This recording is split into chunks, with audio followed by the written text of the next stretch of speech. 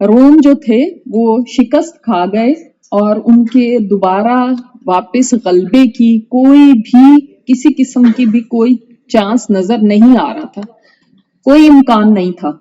लेकिन उन्होंने इस बात की वजह से शर्त लगा ली कि अल्लाह ताला ने जब कुरान पाक में फरमा दिया है कि गलबत रूम और बिदअ सीनीन के अंदर कुछ सालों के अंदर रोम गलबा पालेंगे, तो इस वजह से उन्होंने वो शर्त बांध ली। बल्कि ऐसा हुआ कि कुछ 2-3 साल के बाद इतना ज्यादा रोम का बुरा हाल हो गया था, फारिस ने ऐसा किया था कि लगता नहीं था कि कभी दोबारा रूमी खड़े हो सकेंगे अपने पैरों पे। लेकिन आप देखें कि फिर उसके बाद कैसे अल्लाह ताला ने उनको गलबा दिया। और इसी के ऊपर उबई बिन खल्फ ने कहा था ना, इनके पास से गुजरा तो जब उसने देखा कि वहां पे तो हालात बड़े खराब हो गए और ये तो अब जाहिर है हार जाएंगे, तो उसने कहा था कि क्या बात है, कैसी चल रही है तुम्हारी शर्त? तो फरमाया कुछ और ऊंट बढ़ाने। वो हैरान हो गया और तब वो 10 से 100 ऊंटों के ऊपर शर्त हो गई थी, ठीक है, और 9 साल तक की। और लास्ट टाइम हमने ये पढ़ा कि अबू बकर सिद्दीक रज़ी अल्लाह तआला अन्हु ने तमाम जंगों में हिस्सा लिया था, और मैंने आपको बदर और उहद के वाकयात भी बताए। और बदर के बारे में ही आता है कि एक दफा हजरत अली बैठे हुए थे तो उन्होंने लोगों से पूछा कि बताओ सबसे ज्यादा बहादुर कौन है? तो लोगों ने कहा आप हैं।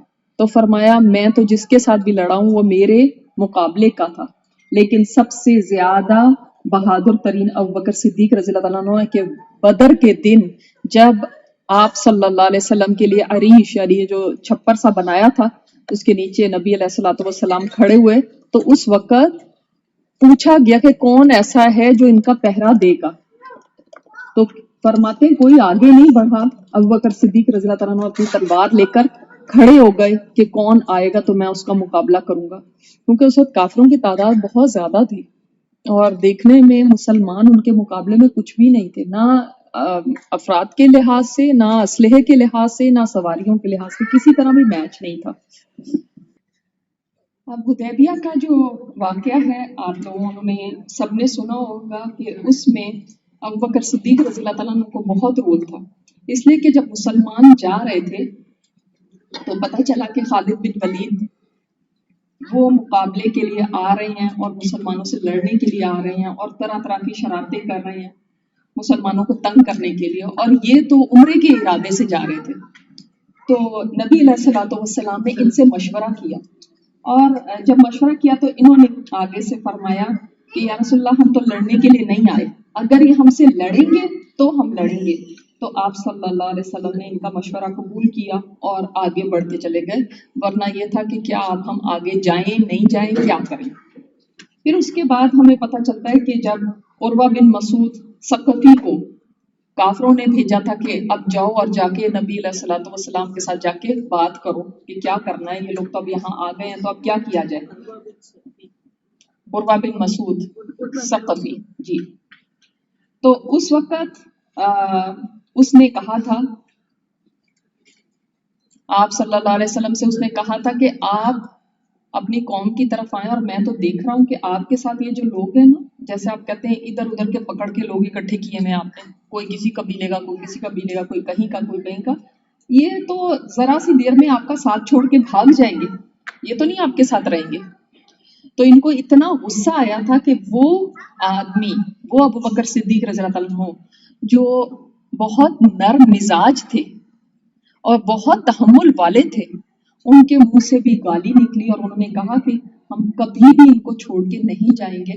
इससे हमें पता चलता है बाज जगह ऐसी होती हैं कि जहां पे इंसान को सख्ती दिखानी पड़ती है, हर जगह ऐसी नहीं है कि आप उस पर कहें कि हम तो कुछ भी नहीं बोलेंगे, हम तो बड़ा नरमी से करेंगे, हम तो प्यार मोहब्बत और हमारा दीन तो ऐसे।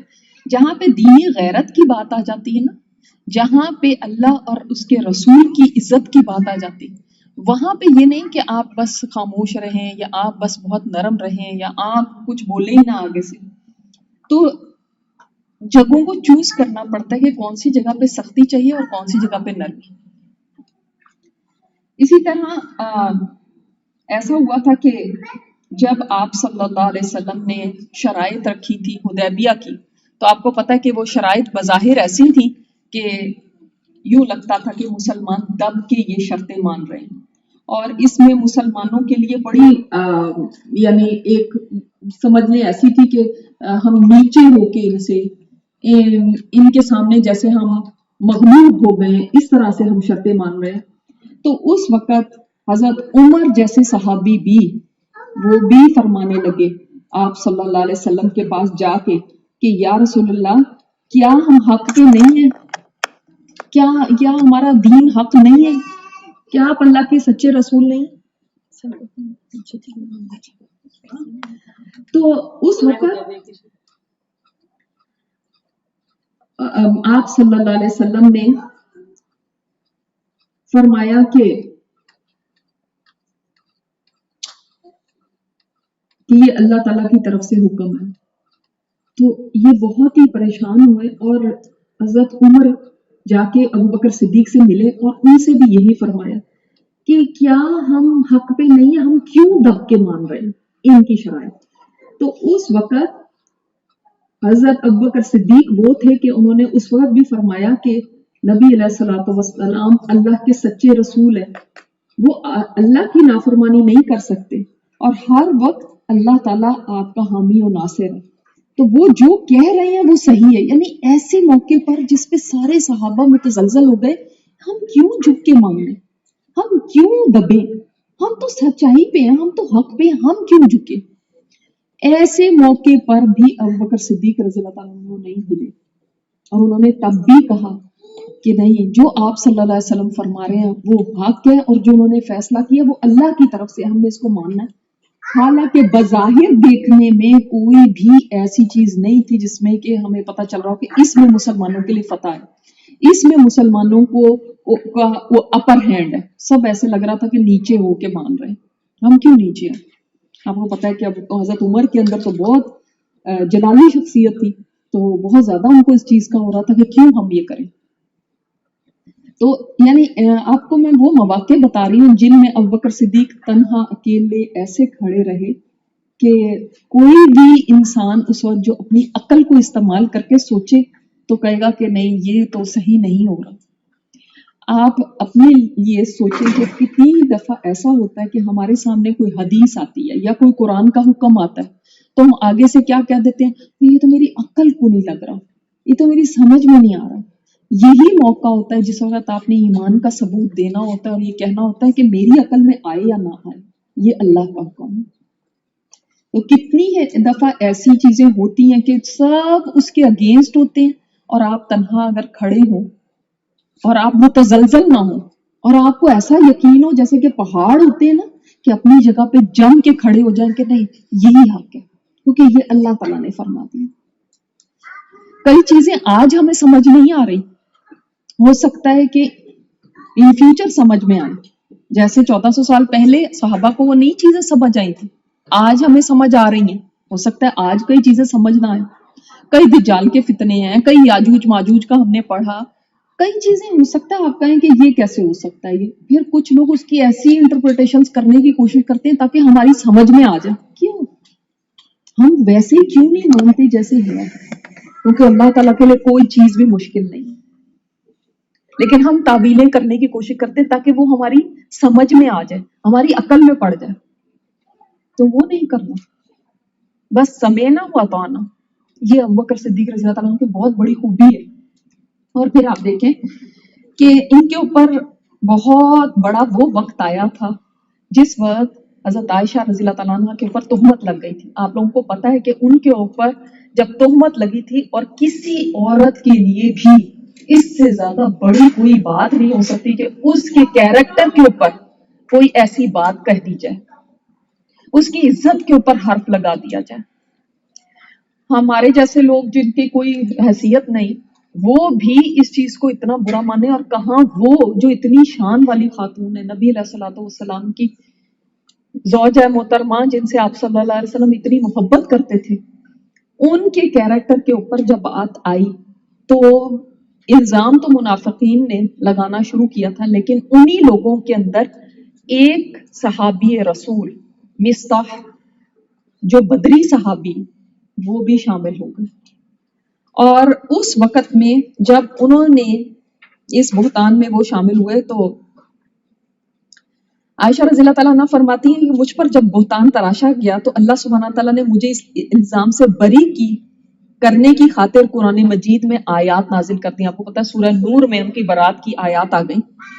جب میرے والد ابو بکر صدیق رضی اللہ تعالیٰ عنہ کو معلوم ہوا کہ اس بہتان تراشی میں مستح بن اساسہ بھی بڑھ چڑھ کے حصہ لیے ہوئے ہیں تو میرے ابا جان گھریلو اخراجات کے لیے جو ان کا مالی تعاون کیا کرتے تھے انہوں نے غضبناک ہو کر کہا بس آج کے بعد میں مستح کا مالی تعاون نہیں کروں گا.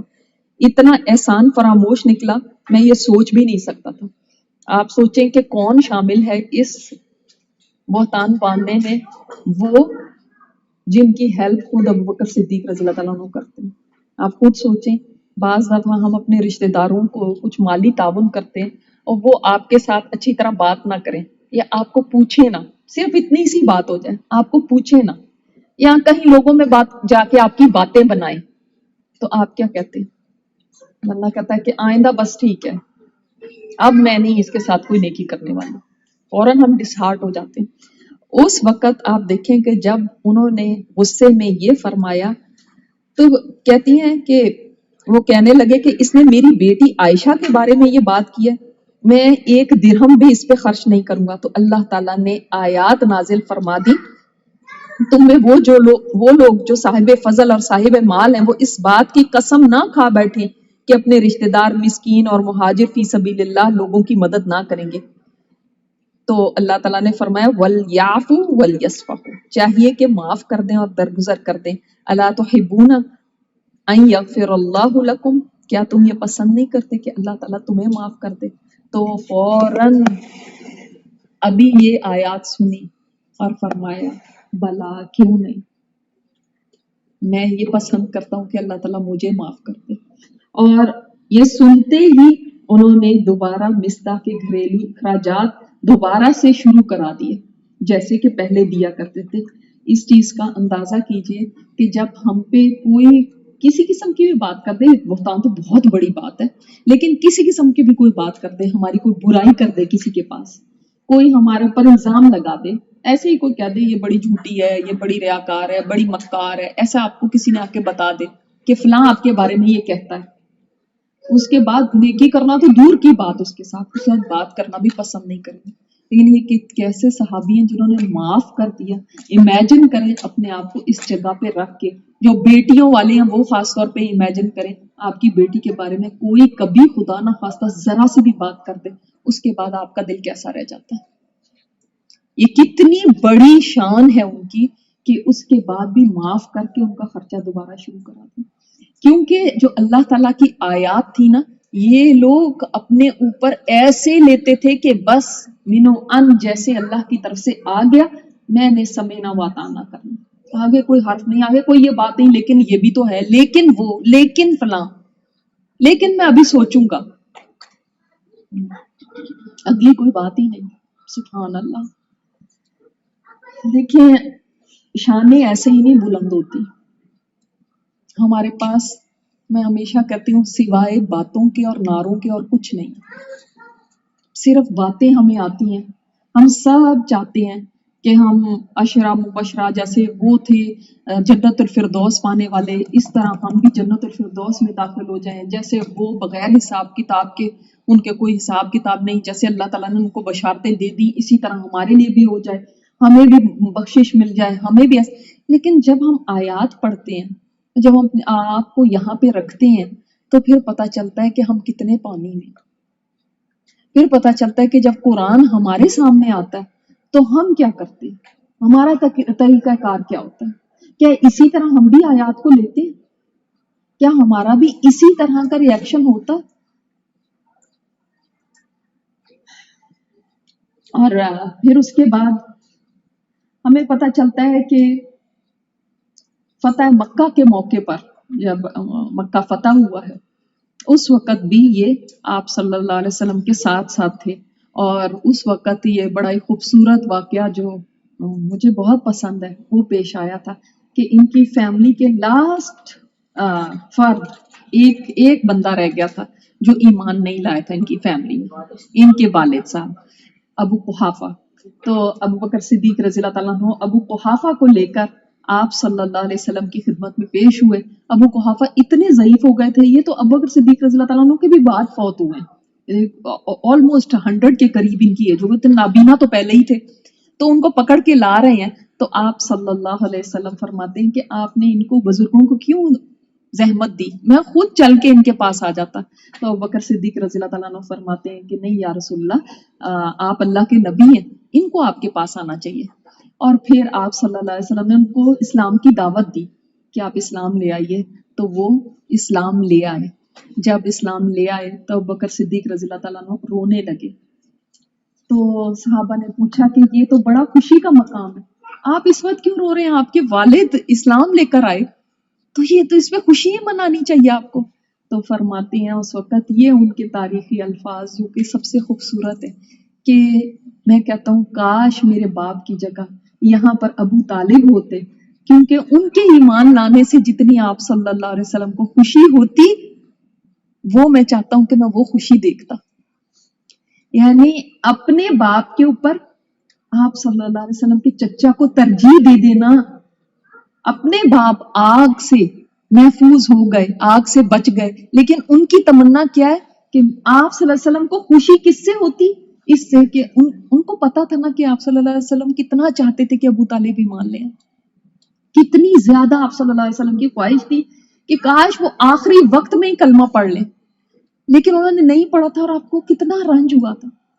تو ان کو یہ تھا کہ کاش یہاں پہ وہ ہوتے، وہ ایمان لے آتے، میرے محبوب اس وقت کتنا خوش ہوتے. یعنی اپنی خوشی کے اوپر ترجیح دینا ان کی خوشی کو، یہ کتنی بڑی بات ہے کہ آپ کہیں کہ میرا بچہ فرسٹ نہ آتا، یہ مجھے اتنی محبوب ہے کہ میری دوست کا بچہ فرسٹ آ جاتا، کوئی بھی نہیں کہے گا.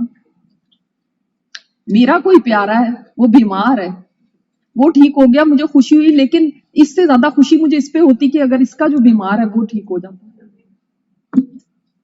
اور یاد رکھیں ہمارے لیے آپ صلی اللہ علیہ وسلم کی ذات ایسی ہے نا کہ ہم نے ان کو دیکھا نہیں ہے، تو ہم ایک رسپیکٹ اور اس میں ہمیشہ سے ہم نے اس طرح سے سنا. لیکن ان لوگوں کے لیے آپ صلی اللہ علیہ وسلم چونکہ وہ ان کو پہلے سے دیکھتے تھے، جانتے تھے، جس کو آپ جانتے ہوتے ہیں، جو آپ کے قریب ہوتا ہے، اس کو وہ مقام دینا بہت مشکل ہوتا ہے. اس لیے آپ دیکھیں کہ آپ کی جو دوست ہوگی نا، حسد اس سے ہوتا ہے، کسی اور سے نہیں ہوتا. کوئی اور پریزیڈنٹ بن جائے جس کو آپ جانتے نہیں ہیں تو آپ کو حسد نہیں ہوگا، لیکن آپ کی دوست کو اگر کچھ مل جائے گا نا، تو کہیں گے اس کو مل گیا اور مجھے نہیں ملا، میں تو اس کی جیسی ہی تھی، مجھے کیوں نہیں ملا. یہ بہت مشکل بات ہے کہ ابو بکر صدیق رضی اللہ تعالیٰ عنہ کے بیسٹ فرینڈ ہے آپ صلی اللہ علیہ وسلم، اور ان کو نبوت مل گئی اور ان کا مقام اور مرتبہ ماننا اور یہ کہنا کہ یہ پہلے تو میرے دوست تھے، میرے جیسے ہی تھے، اور اب یہ اتنی اوپر چلے گا اور اب ان کو رسپیکٹ دینا اور وہ احترام دینا، یہ زیادہ مشکل، بہت زیادہ مشکل ہے. کیونکہ وہیں رقابت آتی ہے، وہیں وہ جس کو ہم کہتے ہیں شریکہ آ جاتا ہے، یہ تو میرا دوست ہی ہے تو کیا ہوا. اور یہی مسئلہ تو کفار کو ہوا تھا کہ تو ہمارے سامنے کے بچے، یہ تو ہمارے سامنے پلے بڑے، یہ تو ہم میں سے ہیں، آتا تو کوئی اور آتا، کوئی جو بڑا ہوتا، کہیں باہر سے آتا تو پھر ان کے لیے ان کی بڑائی کو ماننا اسی وجہ سے مشکل تھا، اور یہی ان کی عظمت ہے. پھر دیکھیں یہ حنین میں بھی جب بہت بھگدڑ مچ گئی تو اس وقت کئی مسلمان ادھر ادھر بھاگ گئے، اس وقت بھی ابوبکر صدیق رضی اللہ تعالیٰ عنہ آپ صلی اللہ علیہ وسلم کے ساتھ رہے تھے. اسی طرح آپ کو پتا ہے کہ حنین کے بعد طائف کا محاصرہ ہوا تھا. تو جب طائف کا محاصرہ ہوا تو اس وقت محاصرہ مینز اس کو گھیر دیا گیا تھا، انسرکل کر لیا گیا تھا. تو وہاں پر جنگ ایس سچ تو نہیں ہوئی تھی، انہوں نے اپنے آپ کو بند کر لیا تھا قلعے کے اندر ہی. تو اس وقت وہ تیر برساتے تھے، تو ان کے بیٹے کو عبداللہ، ان کو ایک تیر لگا تھا جس سے یہ ان کے بیٹے زخمی ہو گئے تھے. اور پھر جب آپ صلی اللہ علیہ وسلم دنیا سے گئے تو آپ کی وفات کے تقریباً 40 دن بعد ان کی بھی وفات ہو گئی تھی، ابو بکر صدیق رضی اللہ عنہ کے جوان بیٹے کی. عبداللہ آپ کو بتایا تھا نا پہلے حضرت اسماء کے ساتھ جو تھے. تو جب یہ خلیفہ بنے تھے نا، تو ان کے پاس ایک وفد آیا طائف کا. اب تو ظاہرہ مسلمان ہو چکے تھے وہ لوگ.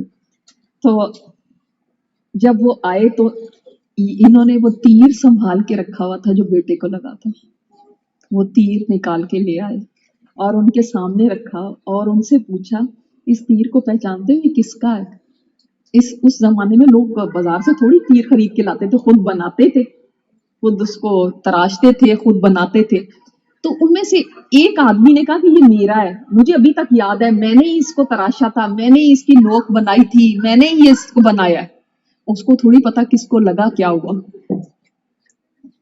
تو اب آپ سوچیں کہ کہنے لگے کہ یہ تیر وہ ہے جس سے میرا بیٹا عبداللہ شہید ہوا تھا.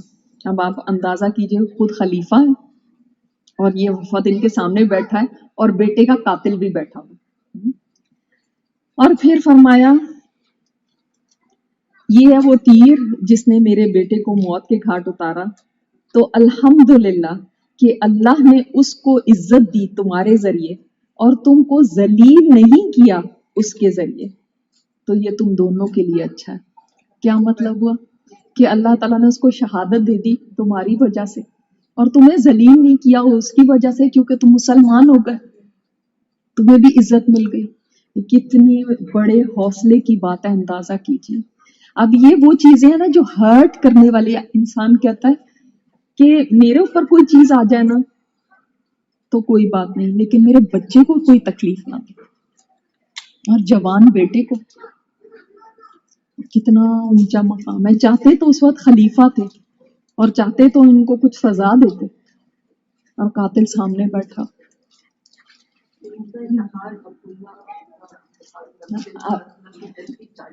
جی ہاں جی، اس کی وجہ سے زخمی ہو گئے تھے نا، اسی زخم میں ہی ان کا انتقال ہوا. 40 سال تو بہت زیادہ. 40 دن بھائی، 40 سال کیسے ہوتے؟ 40 سال تو ابوبکر صدیق رضی اللہ تعالیٰ عنہ بھی زندہ نہیں رہے. پھر اس کے بعد آپ دیکھیں جب وفد تبوک گیا، اور تبوک کا سفر جیش العسرہ جس کو کہتے ہیں، تنگی کا سفر تھا. اور اسی میں وہ مشہور واقعہ پیش آیا کہ جب حضرت عمر فرماتے ہیں کہ اس وقت میرے پاس کشائش تھی، میرے پاس سامان تھا، میرے حالات اچھے تھے اس وقت، تو میں نے سوچا اس دفعہ میں عمر سے سبقت لے جاؤں، ابوبکر صدیق سے سبقت لے جاؤں گا. یعنی ان کی شوق اور ان کی دوڑ کیا تھی؟ نیکی میں سبقت لے جاؤں، نیکی میں آگے نکل جاؤں. اس سے مقابلے نیکیوں کے ہوتے تھے، مقابلے کپڑوں اور پیسے اور گھروں کے نہیں تھے. تو وہ کہتے ہیں کہ میں نے سوچا اس دفعہ میں ضرور سبقت لے جاؤں گا ابوبکر صدیق سے. تو اپنے گھر کا سارا مال جمع کیا، ہاف کیا، اس کو ہاف لے کر جاؤں گا، ہاف گھر میں چھوڑ کے جاؤں گا. آدھا گھر میں چھوڑا اور آدھا لے کر آپ صلی اللہ علیہ وسلم کی خدمت میں حاضر ہو کر آپ صلی اللہ علیہ وسلم نے فرمایا کتنا لائے ہو؟ فرماتے ہیں آدھا لے آئے. اس کے بعد ابوبکر صدیق رضی اللہ تعالیٰ عنہ تشریف لائے، انہوں نے بھی لا کے اپنا سامان رکھ دیا. آپ صلی اللہ علیہ وسلم نے یہ نہیں پوچھا کتنا لائے ہو، پوچھا کتنا چھوڑ کے آئے. اور انہوں نے کیا فرمایا؟ یا رسول اللہ، میں اپنے گھر والوں کے لیے اللہ اور اس کے رسول کو چھوڑ آئے، اللہ اور اس کے رسول کو چھوڑ آئے. بیٹی کہتی ہے کہ میں نے دیکھا کہ ایسے دیوار پہ کچھ ٹٹول رہے ہیں، تو میں نے کہا کیا ڈھونڈ رہے ہیں؟ کہتے ایک سوئی یہاں پہ لگائی تھی، وہ سوچ رہا ہوں وہ کہیں رہ نہ جائے. سبحان اللہ، اللہ اکبر. اور پھر آپ صلی اللہ علیہ وسلم نے دیکھا کہ کپڑوں پہ پیبند لگا ہوا ہے تو آ رہے ہیں. تو آپ صلی اللہ علیہ وسلم نے فرمایا جبرائیل علیہ السلام تشریف لائے. فرمایا اللہ تعالیٰ فرماتا ہے کہ ابو بکر سے کہہ دو اللہ تعالیٰ آپ کو سلام کہتا ہے اور آپ سے پوچھتا ہے تم اللہ سے راضی ہو؟ اب یعنی جب خوش حالگی میں تھے تب تو راضی تھے، اس حال میں اللہ سے راضی ہو؟ تو رو پڑے، فرمانے لگے میں کیوں نہ اللہ سے راضی ہوں، میں کیوں نہ اللہ سے راضی ہوں. وہ لوگ ہیں جن کو اللہ تعالیٰ سلام کہتا ہے. کیا خوش قسمتی جس کو اللہ سلام کہے. پھر وہ بھی حالات آئے تھے کہ آپ صلی اللہ علیہ وسلم گھر سے نکلے ہیں, بھوک ہے, اس قدر بھوک تھی کہ گھر سے بے چین ہو کے نکلتے ہیں. آگے جا کے دیکھتے ہیں ابوبکر صدیق رضی اللہ تعالیٰ عنہ بیٹھے ہیں. پوچھا آپ کو گھر سے کس چیز نے نکالا, آپ کیوں بیٹھے ہیں یہاں؟ کہتے ہیں بھوک کی شدت اتنی تھی کہ گھر سے نکل کے باہر بیٹھ کے. آگے گئے تو حضرت عمر بیٹھے ہیں. پوچھا آپ کیوں یہاں بیٹھے؟ فرمایا بھوک کی شدت اتنی تھی کہ گھر سے نکل کے یہاں بیٹھ گیا. پھر تینوں گئے اور ایک انصاری کے باغ میں جاتے ہیں اور وہ پھر مہمان نوازی کرتے ہیں, کھجورے لے کر آتے ہیں, جانور ذبح کر کے گوشت لاتے ہیں, پانی رکھتے ہیں, ٹھنڈا پانی دیتے ہیں. تو وہ مشہور واقعہ ہے جس کے اندر یہ ہے کہ پھر آپ صلی اللہ علیہ وسلم نے فرمایا تھا کہ ان نعمتوں کا سوال ہوگا.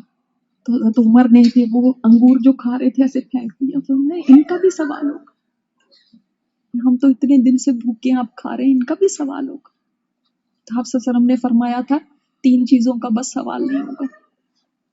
ایک جو تن پہ پہننے والا کپڑا, ایک وہ کھانا جس سے کہ پیٹ بھر جائے, اور ایک چھت جس کے نیچے رہیں. بس یہ 3 چیزیں جن کا نہیں سوال ہوگا, باقی ہر نعمت کا سوال ہوگا, صحت کا سوال ہوگا, ان اعضاء کا سوال ہوگا, اس مال کا سوال ہوگا, سب چیزوں کا سوال ہوگا. تو یہ نوبت آ گئی تھی. دیکھیں 2 موقع ان کی زندگی میں ایسے آئے تھے کہ جب کچھ بھی نہیں رہا تھا. ایک وہ والا موقع جو ہم پڑھ چکے ہیں, جس وقت ہجرت کرنے لگے تھے تو بچوں کے لیے کچھ بھی نہیں چھوڑ کے گئے. جب وہ قحافہ نے کہا تھا نا کہ کیا چھوڑ کے گئے ہیں, بچیوں کو ایسے ہی چھوڑ گئے, خود چلے گئے سارا کچھ لے کر. تو اس وقت جب بیٹی نے وہ کنکریاں رکھی تھی اور ابو قحافہ کا ہاتھ لگایا تھا کہ اتنا کچھ چھوڑ کے گئے, میں نے آپ کو بتایا تھا. اور ایک اب پھر تبوک میں سب کچھ اللہ کے راستے میں دے دیا. آپ خود سوچئے کہ ہم آدھا چھوڑ دیں, آدھا بھی بہت زیادہ ہے, 1/4 بھی. آپ کے پاس مثلاً 40 جوڑے ہیں, اس میں سے کبھی 10 نکال کے دیتے ہیں اللہ کے راستے میں کہ 10 دے دیتی ہوں. وہ دیتے ہیں تو کہتے ہیں ہاں یہ تو اب پرانا ہو گیا, یہ تو پہنے کبھی بالکل جو گھس جائے گا وہ دے دیتے ہیں. کبھی ایسا ہوتا ہے کہ آپ کے پاس مثلاً 40 لاکھ ہے, اس کے اندر سے آپ 4 لاکھ ہی نکال دیں, پورا تو چھوڑ دیں, ہاف تو چھوڑ دیں, اتنا سا بھی نہیں. کیا اس وقت ہی ضرورت تھی, آج نہیں ہے ضرورت؟ آج بھی کتنی ضرورت ہے, کتنی ضرورت ہے کہ جب کوئی یوٹیوب کھولے آپ کو اتنے ایڈ آتے ہیں, یمن میں یہ ہو رہا ہے, وہ فلڈ وکٹمز کے ساتھ یہ ہو رہا ہے, ان کو کھانے کو نہیں مل رہا, ان کو پینے کوئی بھوک سے مر رہا ہے. کیا آج سب اچھے ہیں جو ہم کہیں گے ہم تو کچھ بھی نہیں دینے کی ضرورت ہی نہیں کیونکہ سب اچھے حالات چل رہے ہیں؟ کیا آج نہیں ضرورت مسلمانوں کو؟ کیا آج نہیں آپ کے دین کو ضرورت؟ وقت دینے کی باری آتی تو پھر کیسے دیتے ہیں؟ چلو پیسوں کو چھوڑو, وقت دینے کی باری آتی تو تب کتنے لوگ ہیں جو کھڑے ہو کے کہیں کہ ہاں ہم اپنا وقت دیں گے. جب میں جاب سے بھی فارغ ہو جاؤں, گھروں کے کاموں سے بھی فارغ ہو جاؤں, انٹرٹینمنٹ سے بھی فارغ ہو جاؤں, ویکیشن سے, انجوائمنٹ سے, ٹی وی سے, سہیلیوں سے باتیں کرنے سے, اس سے, تب اگر کوئی ٹائم نکل آیا تب اللہ کے راستے میں دوں گی. ہم کتنا دیتے ہیں؟ چلو مال کو آپ چھوڑ ہی دو, آپ وقت میں سے نکال لو. کون سی چیز ہے جو اللہ کے راستے میں دیتے ہو؟ ایسے سارا وقت دینے کو کوئی نہیں کہہ رہا, تھوڑا بھی.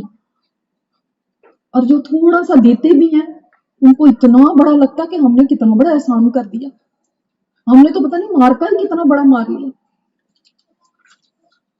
جب بھی پڑھتے ہیں ان چیزوں کو تو سوچتے ہیں اللہ ہم کہاں کھڑے ہیں, کہاں کھڑے ہیں, بہت دور ہیں, ابھی بہت پیچھے ہیں, ابھی بہت پیچھے, اور بہت آگے جانے کی ضرورت ہے. اور اسی لیے ہم یہ پڑھتے ہیں تاکہ ہمیں پتہ چلے کہ ہم نے کیا کرنا ہے, ہماری پرائرٹیز کیا ہے, ہماری زندگی کیسی گزر رہی ہے. دور دور تک بھی اس کے ساتھ کوئی مماثلت لگتی ہی نہیں, کہ کہیں ادنا درجے کی بھی کوئی مماثلت ہو. ربیعہ بن کعب اسلمی جو تھے, ایک صحابی رسول ہے, صفہ والوں میں سے. اب وہ آپ صلی اللہ علیہ وسلم کے وضو کا پانی لا کے رکھا کرتے تھے, آپ صلی اللہ علیہ وسلم کو کوئی ضرورت ہوتی تھی وہ آ کے رکھتے تھے, سفر میں ساتھ ساتھ رہتے تھے, کہیں آپ کو کوئی ضرورت پڑ جائے نا تو میں جلدی سے آگے حاضر ہوں.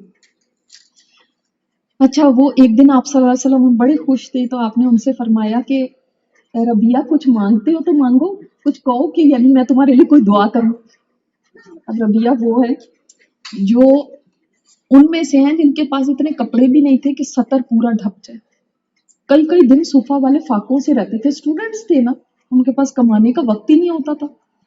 تو ربیہ نے یہ نہیں کہا کہ اللہ کے رسول اب اللہ سے مانگی کہ ہمارے لیے بڑی کشائش ہو جائے، ہمارے پاس کچھ پیسے آ جائیں، پھر آرام سے ہم دین کی خدمت کریں، پھر آرام سے ہم دین پڑھیں، پھر ہم اور ٹائم دے سکیں گے، پھر ہم تو کچھ ایسی کہیں سے پیسے ویسے آ جائیں۔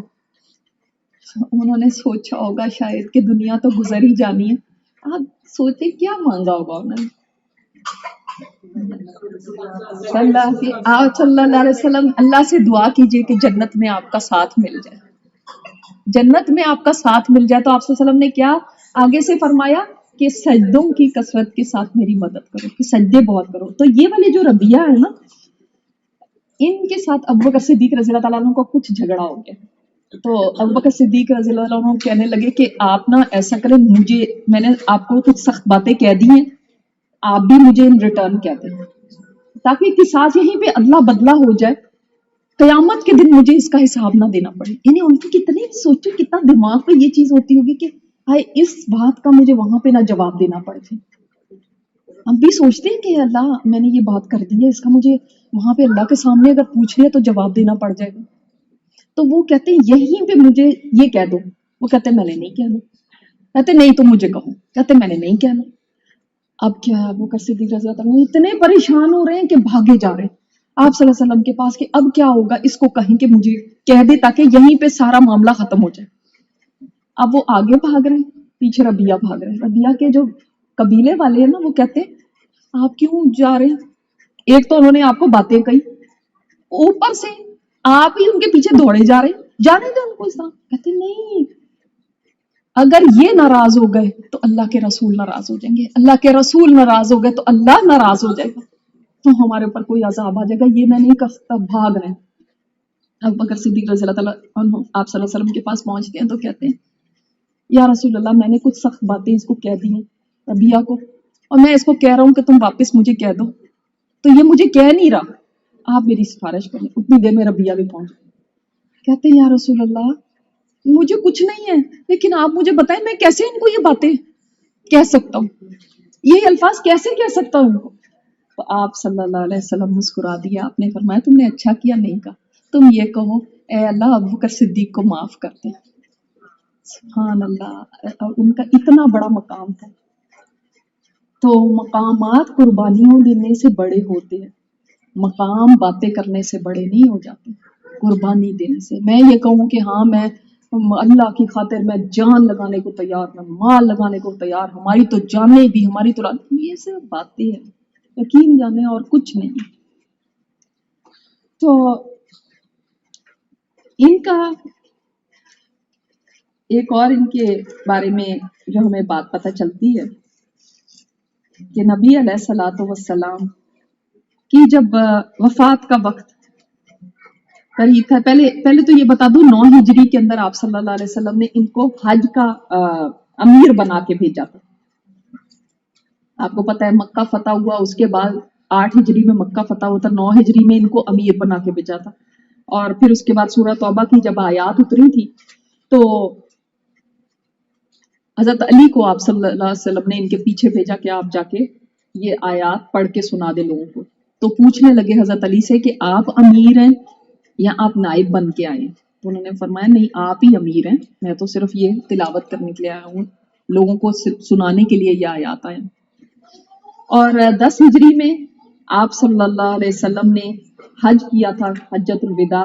اس وقت ذوالحلیفہ آپ کو پتہ ہے جہاں پہ ہم جا کے احرام پہنتے مدینہ سے جب جاتے ہیں، وہاں پہ محمد بن ابی بکر وہ پیدا ہوئے تھے۔ ہم کو میں نے بتایا تھا نا کن کے بیٹے تھے، وہ کن کے بیٹے؟ شاباش، اسماء بنت امیس کے بیٹے تھے، تو وہاں پہ وہ پیدا ہوئے تھے ذوالحلیفہ پہ۔ پھر جب آپ صلی اللہ علیہ وسلم حجۃ الوداع سے واپس تشریف لائے تو واپس آنے کے بعد آپ صلی اللہ علیہ وسلم نے لوگوں کو جمع کیا اور یہ خطبہ دیا، اور اس میں فرمایا کہ اللہ تعالیٰ نے ایک بندے کو چوائس دی ہے کہ यहाँ तो दुनिया ले लो और दुनिया में बादशाहों की तरह रहो, यहाँ फिर अल्लाह ताला से मुलाकात के लिए आ जाओ। तो उस बंदे ने अल्लाह से मुलाकात को तरजीह दी। अबू बकर सिद्दीक रज़ी अल्लाह तआला अन्हु ये सुन के इस कदर रोने लगे कि सहाबा हैरान है कि इनको क्या हो गया। आप सल्लल्लाहु अलैहि वसल्लम फरमा रहे हैं कि एक बंदे को अल्लाह ताला ने ये चॉइस दी कि वो कुछ चूज कर ले, तो इनको क्या हो गया, ये क्यों इतना रो रहे। इतना रोए कि जो है सब सहाबा रोने लगे उनको देख के। और क्या मतलब था आप सल्लल्लाहु अलैहि वसल्लम का कि अल्लाह ताला ने आप सल्लल्लाहु अलैहि वसल्लम को ये चॉइस दी है कि चाहे तो वापस आ जाएं, चाहे तो दुनिया में ही रहो। तो फरमाते हैं आप हमें चुन लें, आप हमें चुन लें, आप हमें चुन लें। तो अभी मैं ये पढ़ती हूँ तो मेरा भी दिल करता है कि मैं कहूँ कि आप हमें चुन लें, कि आपके बाद हम कुछ नहीं रहेगा। ऐसे लगता है कि जैसे ये उम्मत ना बेयारो मददगार है, कुल जैसे दुनिया में ना इस तरह से जैसे कोई यतीम होता है ना, कुल बेआसरा हो गई उस यतीम बच्चे की तरह जिसके ऊपर कोई नहीं।